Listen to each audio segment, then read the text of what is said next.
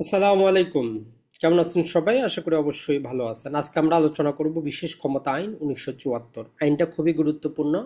সাধারণ ব্যক্তি হিসাবে আমরা এটা যদি জেনে রাখি তাহলে পুলিশ অথবা আইন শৃঙ্খলা বাহিনী স্পেশাল এমন কিছু কাজ করে আমরা চিন্তা করি এগুলো তো আইনে নাই, তারা করে কোথা থেকে, অথবা যারা বাংলাদেশ জুডিশিয়াল সার্ভিস কমিশনে পরীক্ষা দিবেন তাদের জন্য এই আইনটা কিন্তু গুরুত্বপূর্ণ।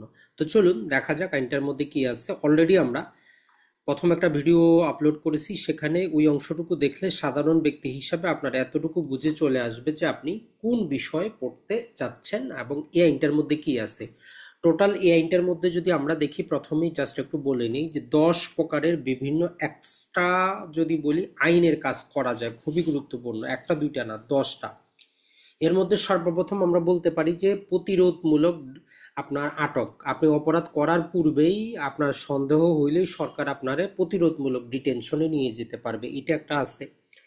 যদি আপনি সাবোটাজ বা ধ্বংসাত্মকমূলক কোনো কাজকর্ম করেন তাহলে আপনার এই আইনের অধীনে শাস্তি দেওয়া যেতে পারে। কিছু নির্দিষ্ট জায়গা অথবা নির্দিষ্ট এরিয়াকে তারা প্রোটেক্টেড এরিয়া হিসাবে ঘোষণা দিতে পারে।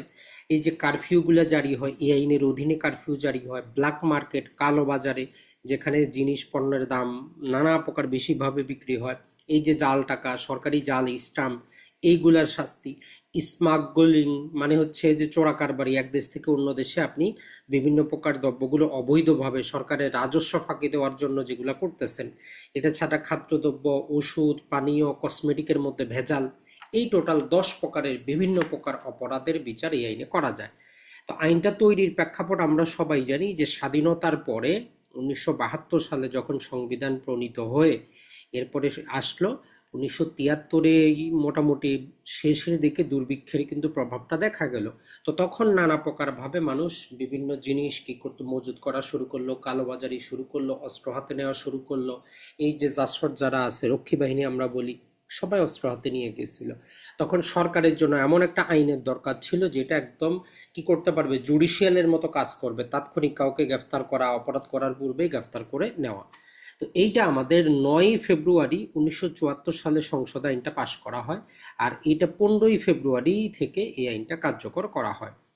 তো এইখানে এই আইনটা যদি আমরা ওভারভিউ দেখি, আইনটার মধ্যে নির্বাহী বিভাগের কাজটাই বেশি দেখি, এবং এই আইনের অধীনে বিচারগুলো স্পেশাল ট্রাইব্যুনালে বিশেষ ম্যাজিস্ট্রেট কর্তৃক দ্রুত নিষ্পত্তি করা হয়, সামারি ট্রায়ালের মতো, অত বেশি সময় কিন্তু লাগে না। এটাই হচ্ছে গুরুত্বপূর্ণ জিনিস।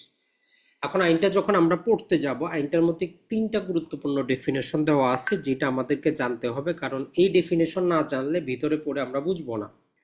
প্রথমেই হচ্ছে যে বাংলাতে আমরা যেটাকে বলি যে কালোবাজারি, আসলে কালোবাজারি জিনিসটা কি, বা ডিলিং ইন ব্ল্যাক মার্কেট। এটা হচ্ছে সরকার নির্ধারিত বা আইনগতভাবে নির্ধারিত একটা পণ্যের যে সর্বোচ্চ মাল দাম আছে, এ দামের চাইতে বেশি দামে কেনা অথবা বেচা করা, কেনা বেচা করা, অর্থাৎ ফিক্সড যে মার্কেট প্রাইস দেওয়া আছে, এমআরপি দেওয়া আছে, এর বেশি দামে ক্রয় অথবা বিক্রয় উভয়টাই কালোবাজারির মধ্যে আসবে। এবং এই ডেফিনেশনের মধ্যে বলতেছে যে সরকারের বিভিন্ন বাহিনী যে সরকার কর্তৃক যে খাদ্যদ্রব্যগুলো পায়, রেশন যেগুলো পায়, যদি এই রেশনকৃত দ্রব্য কেউ বিক্রয় করে, বিনিময় করে, সরবরাহ করে, হস্তান্তর করে, অথবা রেশন কার্ড, লাইসেন্স বা পারমিট ব্যবহার করে এগুলোর সঙ্গে লেনদেন করে অবৈধভাবে, কারণ রেশনের মাল আপনি বাইরে বিক্রি করতে পারবেন না, কিন্তু তখন বিক্রি করা কিন্তু হচ্ছিল। এই টোটাল 3টা জিনিসই কি হবে, কালোবাজারির অন্তর্ভুক্ত হবে। তাইলে এই আইনের মধ্যে যখনই আমরা কালোবাজারি বলবো, আপনাকে এই 3টা জিনিস বুঝতে হবে। এরপরে চলে আসি যে মজুতকরণ বা হার্ডিং, একটা ইংলিশ শব্দ ব্যবহার করা হয়। এটা হচ্ছে যে কোনো বস্তু এমন পরিমাণ জমা রাখা বা সংরক্ষণ করা যা যা যা আইনে নির্ধারিত সর্বোচ্চ সীমার বেশি। আপনি যদি একজন দোকানদার হন, আপনি যদি কোনো গোডাউন থাকে, সরকার নির্ধারিত লিমিট আছে যে আপনি কত বস্তার চাল, কত বস্তা ধান, কত বস্তা গম আপনি স্টক করতে পারবেন। এর বেশি যদি আপনি করেন তখন আমরা বলবো যে আপনি কি করছেন, এই যে মজুত করছেন। আর এখন আসি সবচেয়ে যেইটা এই আইনের উদ্দেশ্য ছিল, সেটা হচ্ছে এই অসাধুমূলক কাজ প্রতিরোধে। Prejudicial act, prejudicial act, অসাধুমূলক কাজ, এই কাজে যদি সন্দেহ হয় তাহলে সরকার আপনারে একদম ওই গুমের মতো আপনারে কি করতে পারে, ডিটেনশনে নিয়ে যেতে পারে, ডিটেনশন কাস্টডি নিয়ে যেতে পারে, প্রিভেন্টিভ কাস্টডিতে নিয়ে যেতে পারে। তো এখানে টোটাল 8টা কথা বলা আছে, এই 8টা আমাদের জানতে হবে। এই 8টার কোনো একটা যদি সরকার সন্দেহ করে, চাইলে আপনারা কি করতে পারবে, গ্রেফতার করতে পারবে, ডিটেনশনে নিয়ে যেতে পারবে। এক নম্বরটা সবচেয়ে বেশি গুরুত্বপূর্ণ, সেটা হচ্ছে বাংলাদেশের স্বাধীনতার সাথে জড়িত, বাংলাদেশের সার্বভৌমত্ব অথবা প্রতিরক্ষা ব্যবস্থার যদি আপনি ক্ষতি করার, যদি তারা যদি চিন্তা করে যে আপনি ক্ষতি করবেন এইরকম, তাহলে আপনারা নিয়ে যেতে পারবে। বাংলাদেশের সাথে বিদেশি রাষ্ট্রগুলোর যে সম্পর্ক আছে, বন্ধুত্বপূর্ণ সম্পর্ক নষ্ট করার যদি আপনি কোনো কাজ করতেছেন বা তারা চিন্তা করতেছে আপনার এই কাজের দ্বারা এটা নষ্ট হবে, তাইলে আপনারা নিয়ে যেতে পারবে। এরপরে রাষ্ট্রের নিরাপত্তা, জননিরাপত্তা বা আইন শৃঙ্খলা আপনি বিঘ্নিত করতেছেন, বিভিন্ন সম্প্রদায়, শ্রেণী, মানুষের মধ্যে ঘৃণা বিদ্বেষ আপনি ছড়াচ্ছেন, আইন প্রয়োগে বাধা দিচ্ছেন, অন্যকে উস্কে দেওয়া হয় আইন প্রয়োগ বা শৃঙ্খলা রক্ষায় বাধা দিতে, নিজেও বাধা দিচ্ছেন, অন্যকে উৎসাহিত দিচ্ছেন বাধা দেওয়ার জন্য। জরুরি পণ্য বাংলাদেশে জরুরি, যেমন এই যে এনবিআর এর যে রাজস্ব আদায়টা জরুরি জিনিসের মধ্যে অন্তর্ভুক্ত কর সরকার কিন্তু এবার করেছে। কারণটা কি, এই এখন যদি এনবিআর এ কেউ মিছিল মিটিং করে তাদেরকেও ডিটেনশনে নিয়ে যাওয়া যাবে।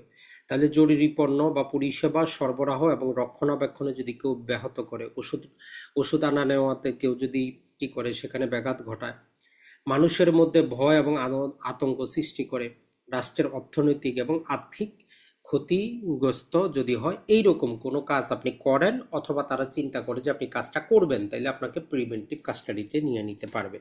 তাহলে যখনই আমরা বিশেষ যে ক্ষমতা আইনটা পড়ব, এই তিনটা ডেফিনেশন আমাদের জন্য গুরুত্বপূর্ণ। এখন চলে আসি 3 নম্বরের মধ্যে।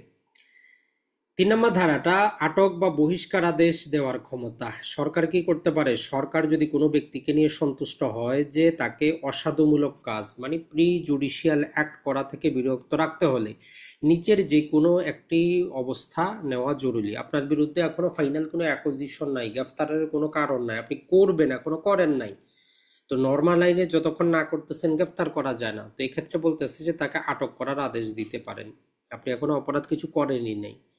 অথবা তাকে বাংলাদেশ ত্যাগ করার নির্দেশ দিতে পারেন নির্দিষ্ট পথে নির্দিষ্ট সময়ের মধ্যে। তো এটা হচ্ছে যারা বিদেশি নাগরিক তাদেরকে, বাংলাদেশি নাগরিকদের বাংলাদেশ ত্যাগ করার আদেশ দেওয়া যাবে না। তাহলে বিদেশি নাগরিক বাংলাদেশে যদি কাজগুলা করে তাইলে তাদের কি করা যাবে, ওই দেশ থেকে আদেশ দেওয়া যাবে।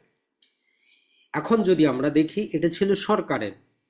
এখন যদি আমাদের যে ডিসি সাহেব আছেন, যাকে আমরা ডিস্ট্রিক্ট ম্যাজিস্ট্রেট বলি, অথবা অতিরিক্ত যিনি আছেন এডিএম যিনি আছেন, ইনারা যদি সন্তুষ্ট হন যে কোনো ব্যক্তি, এই যে আমরা উপরে যেগুলো পড়ে আসলাম 8টা জিনিসের মধ্যে প্রথম 2টা বাদ দিয়ে, ওই যে দেশের সার্বভৌমত্ব জিনিসটা, ওই 2টা বাদ দিয়ে 3 নম্বর থেকে শুরু হয়েছে, রাষ্ট্রের নিরাপত্তা, জননিরাপত্তা, ঘৃণা ছড়ানো, আইন শৃঙ্খলা যেই খারাপ করাতে উৎসাহ দেওয়া, জনগণের জরুরি সেবাকে ব্যাহত করা, জনগণের মধ্যে আতঙ্ক ছড়ানো, রাষ্ট্রের আর্থিক ক্ষতি করা, এই কাজগুলো কোনো একটা করতেছে, যদি ডিস্ট্রিক্ট ম্যাজিস্ট্রেট বা এডিশনাল ডিস্ট্রিক্ট ম্যাজিস্ট্রেট সন্তুষ্ট হন, তাহলে সেই ম্যাজিস্ট্রেট আটক রাখার আদেশ দিতে পারেন, আপনারে আটক রাখার আদেশ দিতে পারেন।